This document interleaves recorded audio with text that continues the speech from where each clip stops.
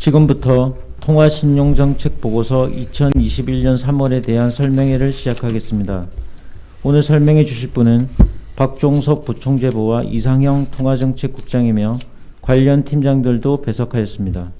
안녕하십니까. 박종석 부총재보입니다.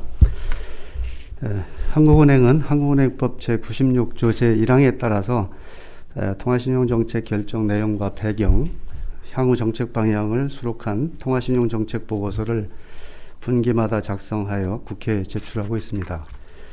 또한 이를 대외 공표함으로써 통화정책에 대한 국민의 이해를 높이기 위해서 노력하고 있습니다.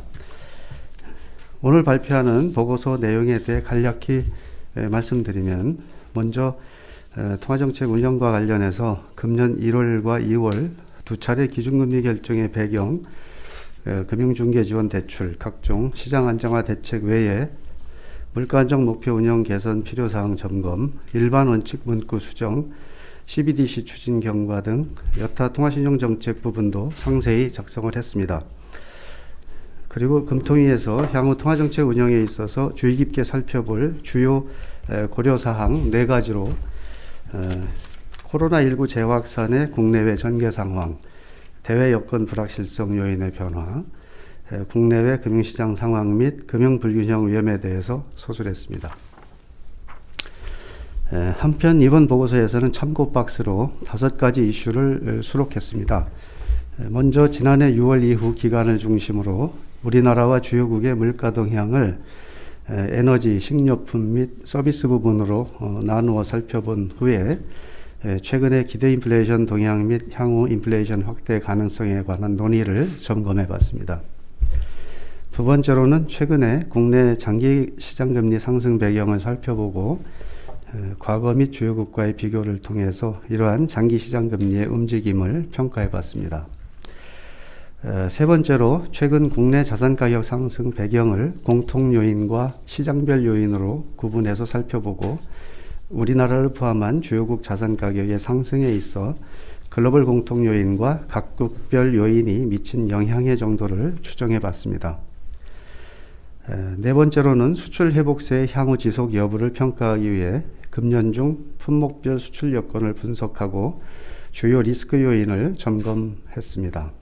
마지막으로 신용시장 안정, 기업의 자금 조달 애로 완화를 위해서 지난해 7월에 출범했던 회사채 CP 매입 기구의 운영 현황 및 효과를 평가해 보았습니다.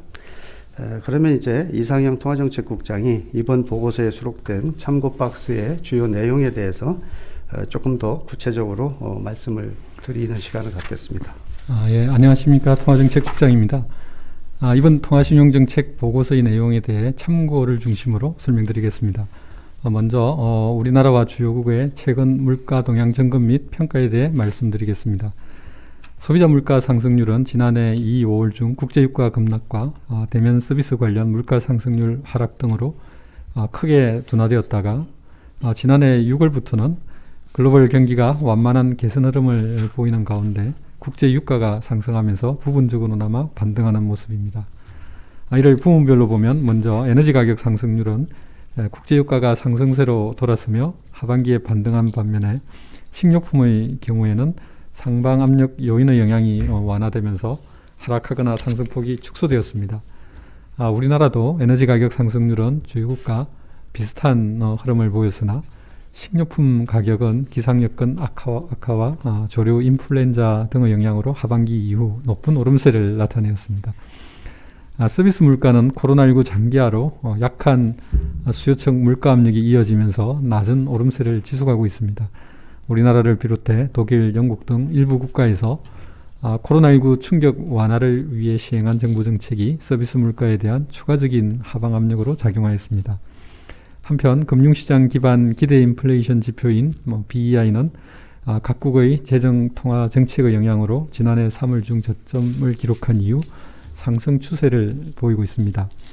서베이 기반 인플레이션의 경우 전문가 장기 기대 인플레이션은 안정적인 수준인 반면에 일반인 단기 기대 인플레이션은 원자재, 식료품 가격 오름세 확대 등의 영향으로 최근 다소 높아진 모습입니다.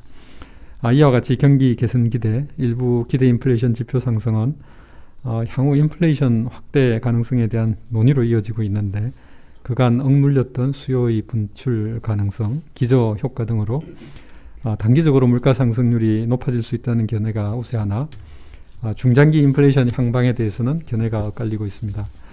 코로나19에 따른 불확실성이 여전히 높은 상황에서 급격한 인플레이션 확대 가능성은 제한적인 것으로 보이지만 백신 접종에 따른 경기 회복, 그간 억눌린 수요의 분출, 국제 원자재 가격 상승 등으로 물가 상승 압력이 높아질 가능성도 배제할 수 없으므로 관련 추이를 주의 깊게 살펴봐야 하겠습니다. 다음으로 최근 장기금리 현황 및 평가에 대해 말씀드리겠습니다. 지난해 8월 이후의 국내 장기금리 상승은 미금리 상승, 국내외 경기지표 개선, 위험 회피 심리 완화 및 국고채 수급 부담 등의 요인이 복합적으로 작용한 결과로 분석됩니다.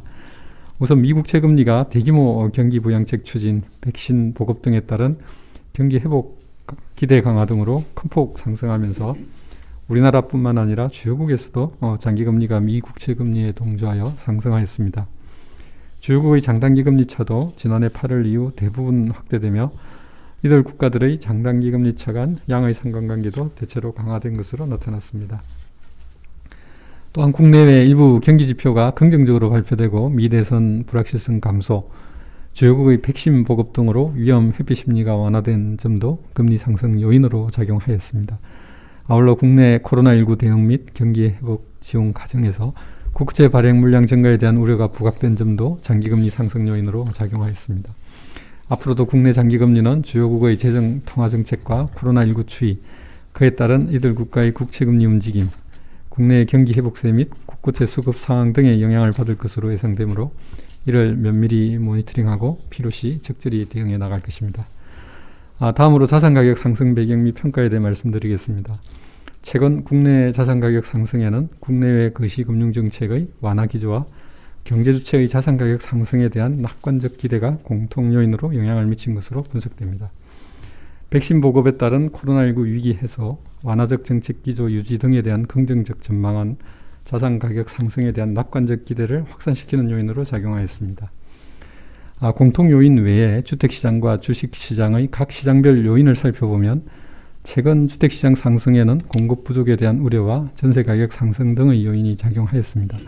수도권을 중심으로 미분양 물량이 감소하는 등 신규 주택에 대한 수요가 견조한 가운데 신규 공급 축소 및 매물 감소 등으로 향후 공급 부족에 대한 우려 증대가 주택 수요를 확대한 것으로 판단됩니다.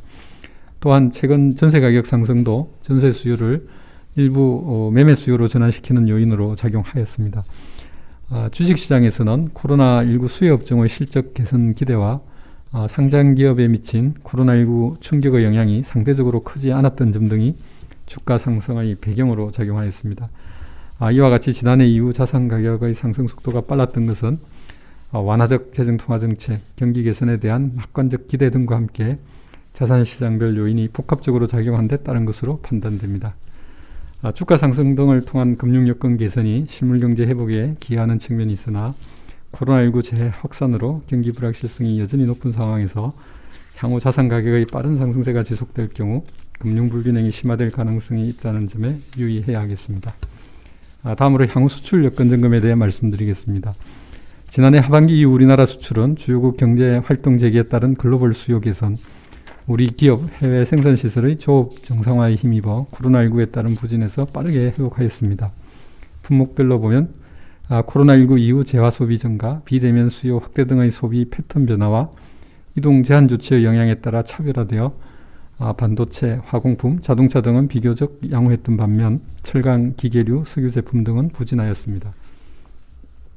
앞으로의 수출 여건을 살펴보면 글로벌 수입 수요는 코로나19 백신 접종 확대, 주요국의 추가 경기 부양책 시행 등으로 글로벌 경기가 회복되면서 개선 흐름을 이어갈 것으로 예상되나 코로나19 전개 양상에 따른 불확실성은 우리 수출의 하방 리스크 요인으로 작용할 수 있겠습니다. 아울러 글로벌 통상 환경 변화도 우리 수출 여건에 큰 영향을 미칠 전망인데 미국 무역정책의 불확실성 완화, 정부의 FTA 확대 노력 등은 우리 수출 여건을 개선시키는 요인으로 작용할 수 있습니다. 또한 금년 중 국제유가 상승은 석유 제품 및 화공품 수출 단가 상승으로 이어지면서 우리 수출의 증가 요인으로 작용할 것으로 예상됩니다. 이와 같은 수출 여건을 종합적으로 판단한 결과 금년 중 우리 수출은 작년에 비해 상당폭 증가할 것으로 예상됩니다. 다만 백신 보급 지연, 미중 무역 갈등 심화 등이 향후 수출 제약 요인으로 작용할 가능성이 있다는 점에는 유의해야 하겠습니다. 다음으로 한국은행의 회사채 CP 매입 기구 운영 현황 및 평가에 대해 말씀드리겠습니다. 한국은행은 정부 정책금융기관과 함께 지난해 7월 저신용등급 포함 회사채 CP 매입 기구인 기업 유동성 지원 기구를 설립하여 지원 운영 중에 있습니다. 지난해 12월에는 코로나19가 장기화됨에 따라 매입 기구의 매입 기간을 6개월 연장하고 저신용등급 신용물에 대한 지원 강화를 위해 비우량채 비중을 확대한 바 있습니다. 매입 기구는 설립 이후 2021년 1월 말까지 회사채 1.3조 원, CP 1.2조 원으로 총 2.5조 원을 매입하였습니다. 신용 등급별로는 우량물 0.5조 원, A등급 이하 비우량물 2조 원을 매입하였습니다. 업종별로는 제조업 1.2조 원, 정보통신업 0.3조 원, 건설업 0.3조 원, 사업서비스업 0.2조 원 등을 매입하였습니다. 매입기구의 적극적 매입 참여로 회사채 발행 시장에서 수요 애적 참여율이 상승하고 발행 예정액을 초과하여 정액 발행되는 등 시장의 투자 심리가 개선되는 모습을 보였습니다. 발행 금리 측면에서도 시장 수요가 확충되면서 기업들의 자금 조달 비용이 절감된 것으로 분석되었습니다. 회사채 발행 금리 스프레드가 하락하였고 회사채 신용 스프레드도 하향 안정세를 지속하여 최근에는 우량물을 중심으로 코로나19 수준을 이전 수준을 대체로 회복하였습니다. 이 같은 노력을 통해 매입기구는 기업 자금 조달 애로 완화와 시장 안정화에 기여한 것으로 평가되고 있습니다. 보다 자세한 내용은 배포해드린 기자 설명회 자료를 참고해 주시기 바랍니다. 감사합니다. 지금부터 질의응답 시간을 갖겠습니다. 기자들의 질문은 출입기자단 김은별 부관사께서 취합해 대신 읽어주시겠습니다. 네, 매경닷컴 전종헌 기자 질문입니다. 보고서에 불확실성이라는 단어가 많이 나옵니다. 백신 보급 및 백신 수용성에 대한 불확실성, 미중 무역 갈등 지속, 중국 공급망 관련, 국내 금융 불균형 등 여러 종류의 불확실성이 언급되는데 일각에서는 이런 불확실성에도 올해 한은의 성장률 전망이 지나치게 낙관적이라는 지적이 있습니다. 이에 대한 설명을 부탁드립니다. 그리고 두 번째 질문은 최근 인플레가 나쁜 인플레라는 지적이 나옵니다. 수요 측면보다 공급 측면에서 가격이 오르고 있다는 이유인데 여기에 대해 한은은 어떻게 인식하고 있는지 설명 부탁드립니다. 예, 불확실성이라는 그런 것들은 이제 많이 언급을 했는데 그럼에도 한은의 성장률 전망이 3.0%로 이제 저희들이 전망을 했었는데 그게 낙관적인 거 아니냐 이런 질문이십니다. 그래서 저희는 이제 이런 불확실성 요인들에도 불구하고 기본적으로 그 국내 경기는 글로벌 경기하고 비슷한 흐름을 보이면서 완만한 회복세를 이어갈 걸로 그렇게 보고 있습니다. 그래서 이제 지난번 경제 전망을 할 때 3.0%를 유지를 했었습니다. 그 이유는 불확실성 요인들이 뭐 여러 가지가 있지만 저희들이 지적한 것들, 그 백신 보급이나 그 속도나 수용성이라든지 금융 불균형이라든지 미중 무역 갈등이 여전히 이어질 수 있다는 그런 것들이 있는데 그럼에도 불구하고 글로벌 그 환경이 우호적인 부분들이 이제 그런 쪽으로 많이 가고 있다. 글로벌 백신 보급이라든지 접종 확대 이런 것들이 좀 빠르게 진행이 되고 있고 또 국내외에서 다 재정 부양책을 적극적으로 하고 있고요. 또 이제 글로벌 수요 측면에서 볼 때 이제 IT 부문이라든지 이런 부분들이 수요가 이제 견조하고 해서 수출도 상당히 좀 좋아지고 있고 그런 부분들을 생각하면은 그 사회적 거리두기 때문에 민간 소비가 조금 아주 완만하게 이렇게 회복될 걸로 그렇게 보고는 있지만 아직은 좀 미흡하긴 하지만 수출 쪽에서 상당히 좀 괜찮을 걸로 보이고 투자도 그렇고 그렇게 해서 국내 경기는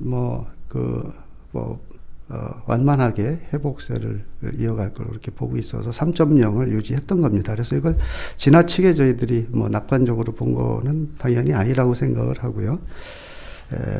최근에 OECD도 아시다시피 경제 전망을 새로 했는데 글로벌 경기뿐만 아니라 한국 경제에 대해서도 금년도 성장 전망을 상향 조정을 했습니다. 그래서 그런 부분들을 고려하면 뭐 지나치게 낙관적이다 이렇게 생각하지는 않고요.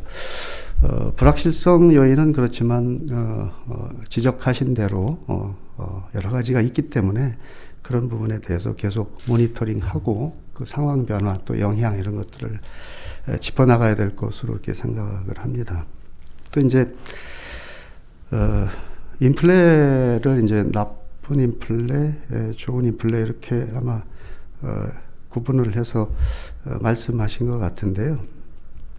이제 뭐 좋은 인플레 하면은 보통 그걸 어떻게 딱 구분하는 게 좋다 나쁘다 이렇게 얘기하는 건 좀 글쎄 모르겠는데 하여튼 그렇게 이야기하는 것들의 배경에는 수요 측면에서 오는 그런 인플레는 경제 활동의 어떤 그 개선 이런 것들하고 같이 가기 때문에 소비나 투자 이런 데 상당히 우호적이고 그렇기 때문에 이게 좋은 인플레라고들 얘기하는 것 같고요. 또 이제 공급 측면에서의 인플레는 이제 비용 측면에서 부담을 주기 때문에 기업 활동, 기업의 투자라든지 생산 활동이나 가계의 소비 활동을 제약하는 그런 측면이 있기 때문에 뭐 이렇게 나쁜 인플레다 이런 얘기들도 하고 있는 것 같습니다. 이제 그렇게 구분을 해서 볼 수도 있는데 최근에 우리 인플레 상황은 사실은 뭐 수요 측면하고 공급 측면이 다 복합적으로 작용을 하고 있는 것으로 그렇게 판단이 되고 뭐 공급 측면에서 이제 주로 우리나라의 식료품 가격, 조류 인플루엔자라든지 뭐 기상 여건 이런 것 때문에 좀 상승 압력이 있고 또 국제 유가도 또 반등을 하고 있고 그런 부분들이 이제 공급 측면에서 오는 부분이 있는데 사실 이제 수요 측면에서 경기 회복이 그런 흐름이 이어지고 있기 때문에 우리나라뿐만 아니라 글로벌리 경기 회복 흐름이 이어지고 있기 때문에 그런 부분들이 이제 수요 측면에서 물가에 반영이 되고 있다고 생각이 됩니다.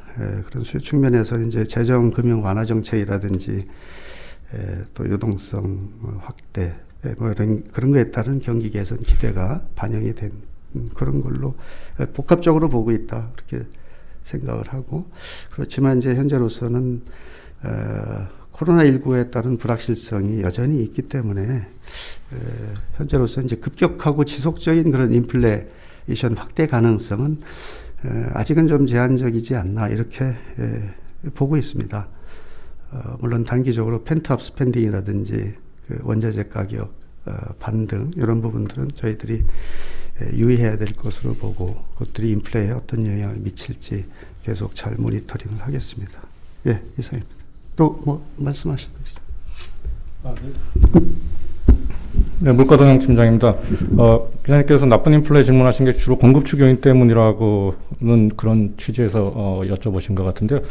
최근에 2월 달에 물가 상승률이 1.1%가 나오면서 지난 1월에 비해서 한 0.5%포인트 상승했는데 그 요인이 아마 대부분 식료품 가격 상승이고 식료품 가격이 상승한 데는 또 그 원인이 예측할 수 없었던 어떤 기상 여건 악화라든가 어떤 조류 인플루엔자 이런 거에 영향이라서 아마 그렇게 말씀을 하신 것 같습니다.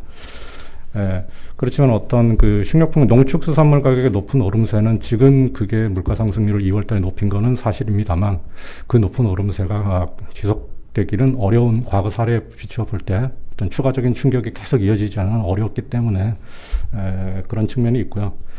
그 다음에 저희가 기본적으로 지난달 말에 이제 전망을 하면서 그간의 어떤 0%대의 물가 상승률을 갖다가 이제 금년하고 내년 중에 1%대로 이제 높아지는 걸로 전망을 했는데 거기에는 물론 뭐 유가가 올라가는 데 따른 어떤 공급 측 요인의 영향도 있지만 기본적으로는 어떤 향후 예상되는 완만한 경기 개선 흐름을 반영한 것입니다. 이건 뭐 지난달 말에 총장님께서 말씀하셨던 것이기도 하고요.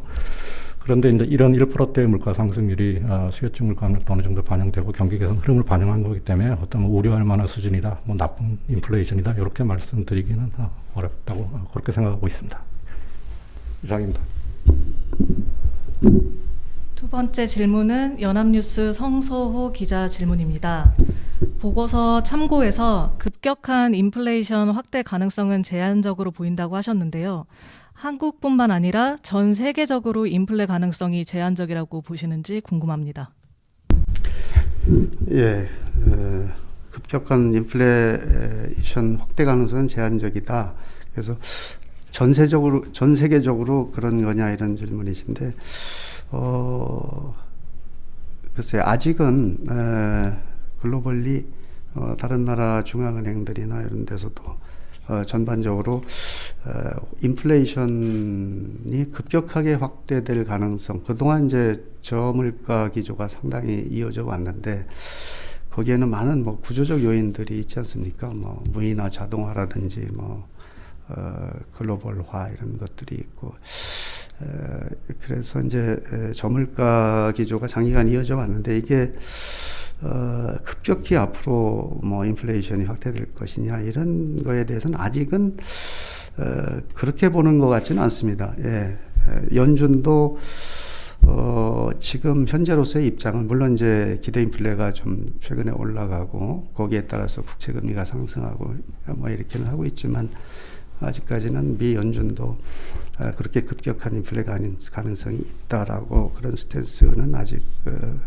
이야기하지 않고 있는 걸로 알고 있습니다. 그래서 기본적으로는 경기 회복이 좀 완만하게 진행되는 걸로 보고 있고요. 세계 경기가 뭐 우리나라도 마찬가지고요.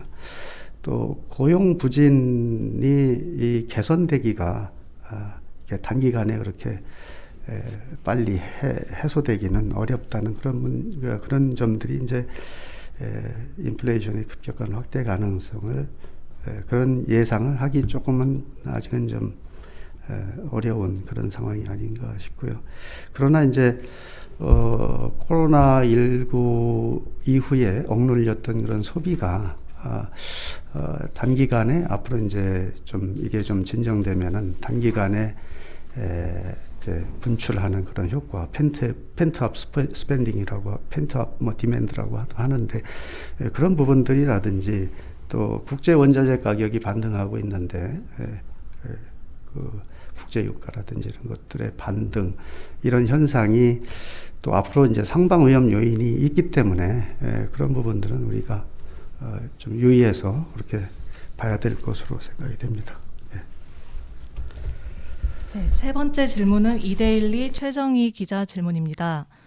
보고서의 주택가격 상승의 71%가 우리나라 특수 요인이라고 분석했고 그게 공급 부족이라는 언급이 있습니다. 공급은 단기간에 해결하긴 어려운 문제인데 2018년, 2019년엔 다른 나라보다 집값 상승률이 낮다가 작년에 특히 높아진 이유는 어떻게 설명할 수 있을까요? 그리고 현 정부 출범 이후 수요 억제 정책에 매몰된 측면이 있는데 이것이 공급 부족, 집값 상승에 영향을 줬다고 보시는지 설명 부탁드립니다. 예, 우리나라의 특수 요인이 뭐 한 70% 넘는 걸로 주택가격 상승에는 그렇게 이제 저희 분석으로는 나타났습니다. 그 중에 이제 하나가 이제 공급 부족에 대한 우려, 이런 것도 이제 지적이 됐습니다. 물론 이제 우리 집값 상승의 요인은 수요 증가하고 공급 부족 우려, 공급 부족에 대한 우려가 다 같이 작용을 했다고 저희들은 보고 있고요. 분석 자료에서 보듯이 이제 공급 측면에서의 부족에 대한 우려, 이런 것들을 좀 짚어보면은 분석 자료에서도 저희들이 이제 이야기를 했는데 작년 같은 경우에 특히 서울의 경우에는 아파트 입주 물량이 좀 많이 축소가 된 그런 부분들을 볼 수 있습니다. 그런 것들로 보면은 신규 아파트 공급이 좀 줄어든 그런 부분이 있고요. 특히 서울의 경우에. 작년에는 또 이제 주택 가격의 상승이 상당히 좀 빠르게 진행이 됐었기 때문에 가격 상승에 대한 추가 상승에 대한 기대가 좀 컸던 거 아닌가. 그러면 그것이 이제 가격이 오를 것이라는 그런 기대가 커지면 거기에 따라서 또 나오려고 했던 매물이 다시 들어가고 하는 그런 부분이 있어서 매물이 또 감소하는 그런 측면이 있습니다. 그래서 이게 수요 측면하고 공급 측면이 딱히 이렇게 구분된다기보다는 또 이렇게 서로 연결돼서 영향을 미치는 것들도 있었던 거죠. 그래서 집값 상승에 대해서는 물론 이제 뭐 수요 억제도 당연히 그런 정책도 필요하다고 보고요. 왜냐하면 그것이 또 매물을 감소시킨다든지 이런 또 그런 영향도 있고 하기 때문에 상호 연계가 되는 부분이 있기 때문에 그래서 이제 수요 억제 정책하고 공급 확대 이런 것들이 같이 이루어져야 된다고 생각이 됩니다. 그리고 이제 뭐 공급 측면에 대해서 질문하셨는데 그렇고 이제 수요 측면에서는 작년에 신규 주택 수요가 뭐 아시다시피 상당히 많았죠. 견조했는데 그것들이 이제 미분양 물량 감소 이런 데서도 나타나고 있고요.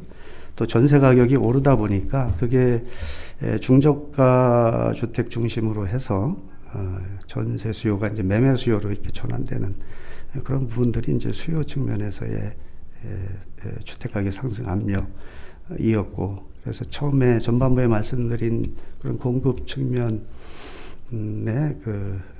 상승 요인하고 후반부에 말씀드린 수요 측면의 상승 요인이 같이 작용을 했고 서로 또 연관돼서 또 작용하는 측면도 있다 이런 말씀을 드리고, 앞으로 정부의 주택 공급 정책 이런 것들이 이제 있기 때문에 수요에 대한 규제도 있지만 그런 것들을 좀 더 저희들이 그것이 어떻게 효과를 나타내는지 주택 가격 안정에 기여할 것으로 이렇게 기대를 하면서 좀 더 이제 그런 것들을 지켜볼 필요가 있다 이렇게 생각을 합니다. 한 가지만 더 붙여서 이야기 드리겠습니다.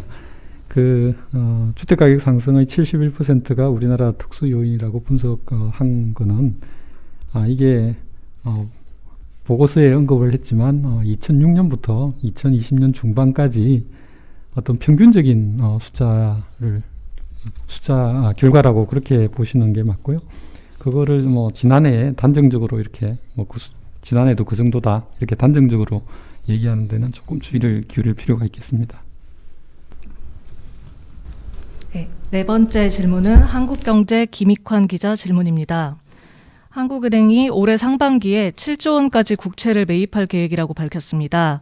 시장 상황에 따라 매입 규모가 7조 원을 넘길 수도 있을지 질문드리고, 두 번째로 보고서 본문 참고 박스에 중앙은행이 인플레이션 대응 수단을 보유했다는 내용이 담겨 있습니다. 대응 수단이 기준금리 인상 등을 말하는 것인지요? 기준금리 이외에 정책 수단은 무엇이 있는지 궁금합니다.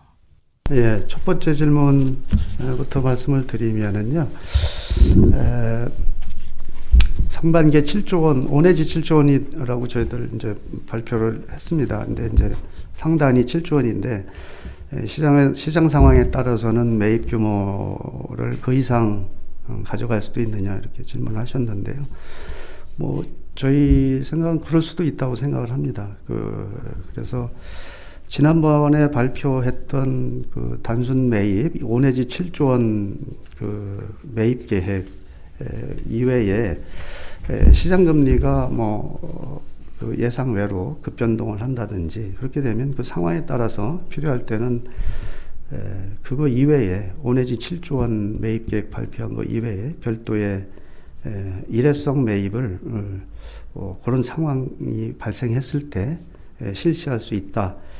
그런 말씀을 드리고, 그 내용은 지난번 보도자료 발표할 때 포함이 되어 있었습니다. 그래서 기존의 온해지 7조 원 매입 계획은 국채 발행 물량 증가 상반기에 추경이라든지 이런 게 있기 때문에 국채 발행 물량 증가 이런 것들에 대한 다른 수급 부담, 거기에 따른 금리 변동성, 확대 가능성 이런 것들을 고려해서 어느 정도 이제 그 규모를 계획을 해놓고 그렇게 좀 하겠다라는 거고요. 상반기에.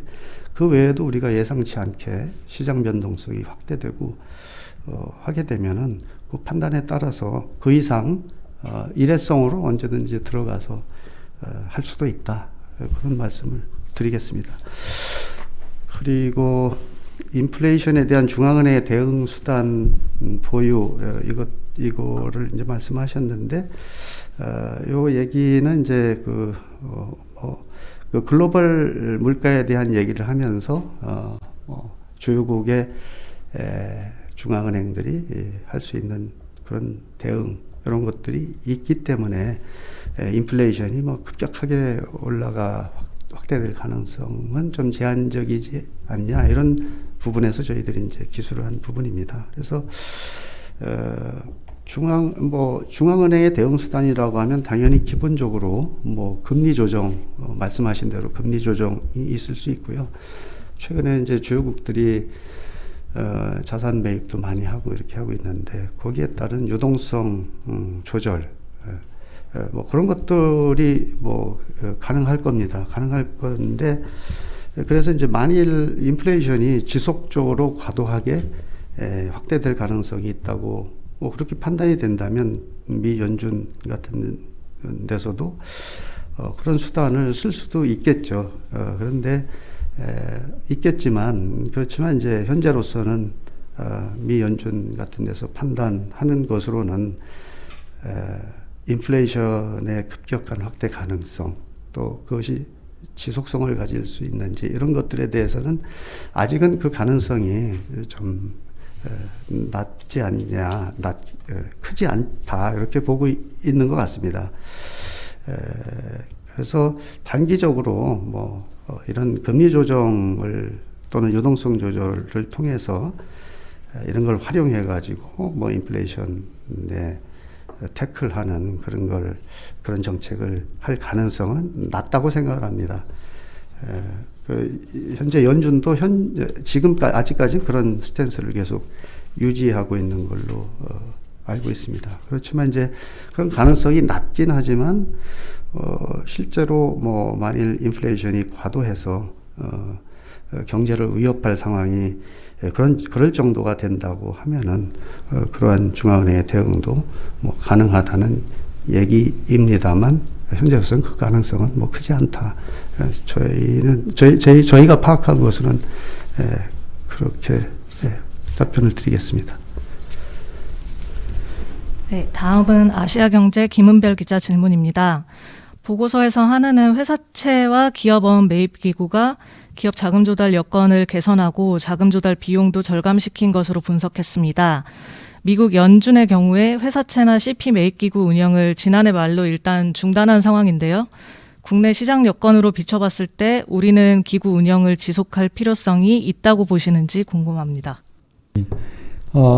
지난 12월에 회사채 CP 매입기구의 운영 기한을 6개월 연장하기로 결정한 바 있습니다. 당시에 저희가 보기에 우량 회사채의 발행 여건은 상당한 정도로 이제 개선되었지만 비우량물은 신용 경계감 등으로 여전히 개선세가 미흡하다고 그렇게 판단을 하였고요. 아울러서 코로나19 전개 상황에 따른 어떤 경제 상황의 불확실성이 여전히 높은 점도 감안하여 그렇게 결정을 한 바 있습니다.